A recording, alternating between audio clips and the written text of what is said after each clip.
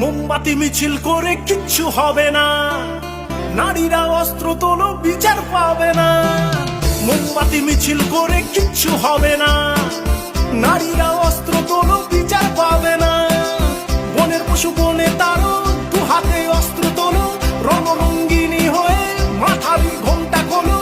নারীরা দুঃখারু ভুলে যেও না, মোমবাতি নিয়ে মিছিল আর তো করো না।